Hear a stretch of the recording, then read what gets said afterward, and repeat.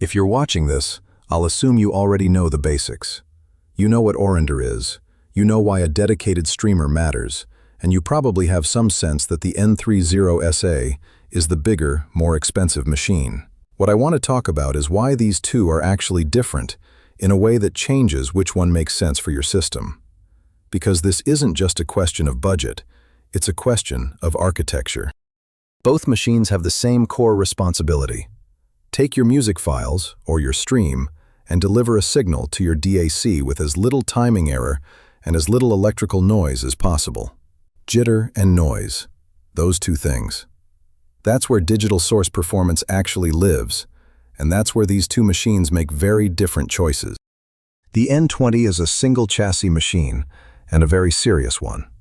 Inside that CNC milled aluminum enclosure, Aurender has packed substantial power regulation, solid-state storage, FPGA processing, and a dedicated clocking circuit.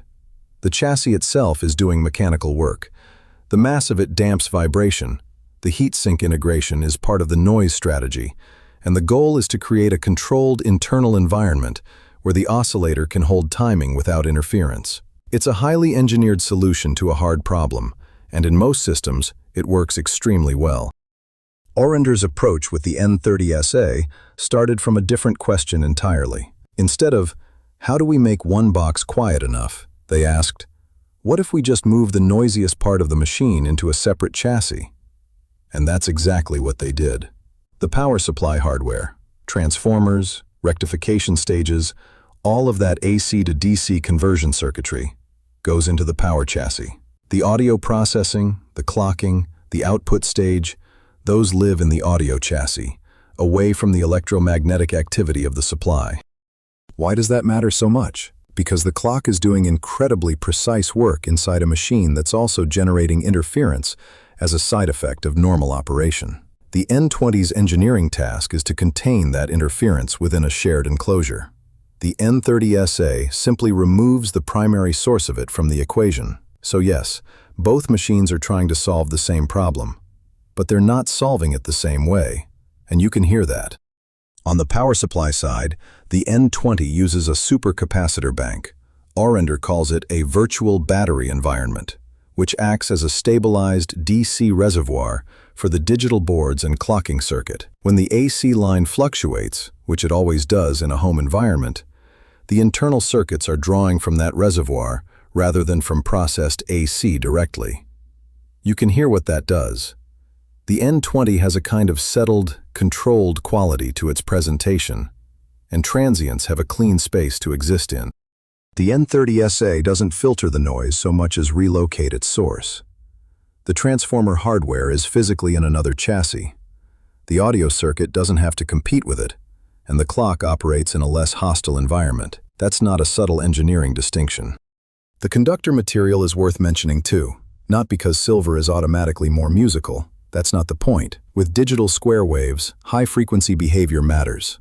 The N20 uses high-purity OCC copper through its critical signal paths. The N30SA uses pure silver OCC.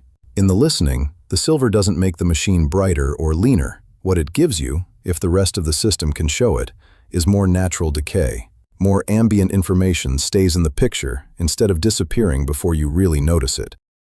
We started with Daft Punk's Giorgio by Marauder, and honestly, the N20 handles it really well. It's fast, rhythmically sure-footed, and the background is quiet enough that the synthesizer pulses have genuine definition at their edges. When the arrangement gets denser, the machine stays organized.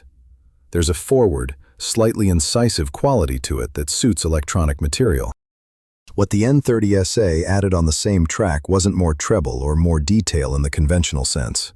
The sub-bass became more physically present and held its shape under pressure, which is where inadequate digital output behavior tends to go first, that slight blurring when the low end gets complicated. The percussion in the busier sections stopped collapsing inward. It's not a dramatic transformation, but once you notice it, you don't stop noticing it. Mahler's Second Symphony was a different kind of test. With the N20, the orchestral picture is wide and stable.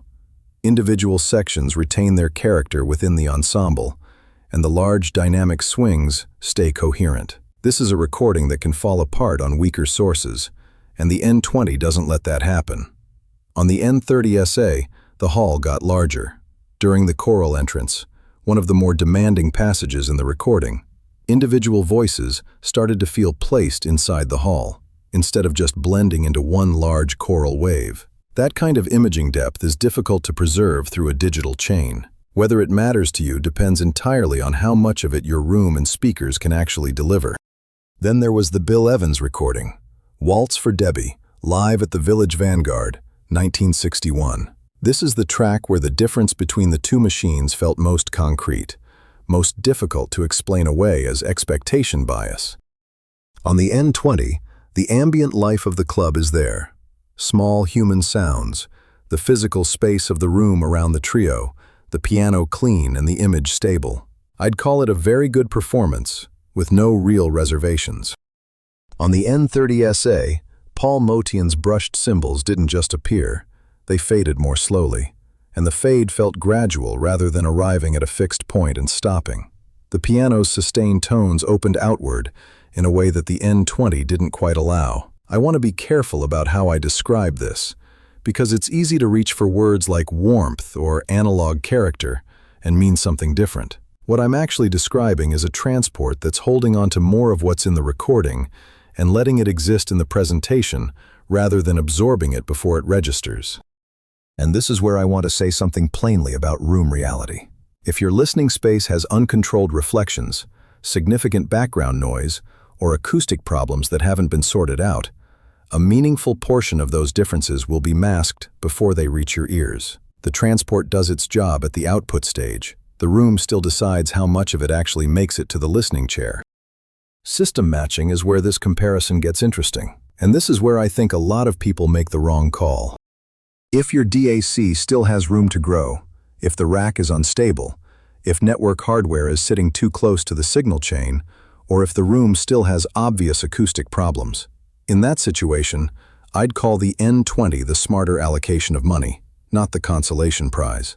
A serious single-chassis transport that stops being the bottleneck, with the remaining budget going towards something that actually changes what you hear. The DAC, room treatment, power distribution, speaker placement. That's a better system overall. The N30SA starts making sense when those other things are already sorted.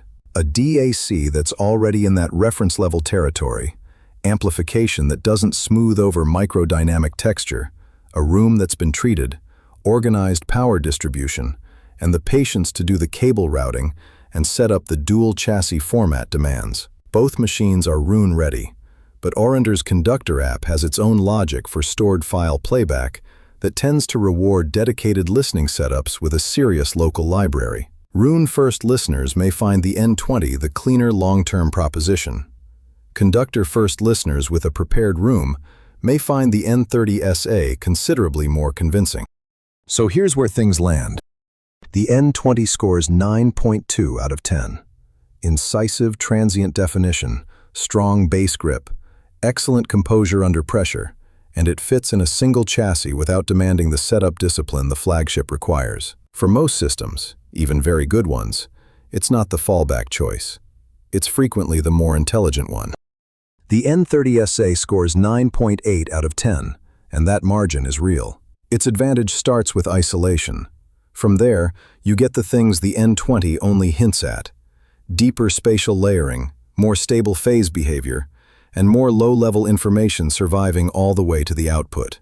But it asks for more. More space, more money, more careful setup, and a system with enough resolution to show what it's doing. For me, the N20 is the rational perfectionist choice. The N30SA is what you buy when the rest of the system is already ready for it. One machine contains the noise, the other removes it.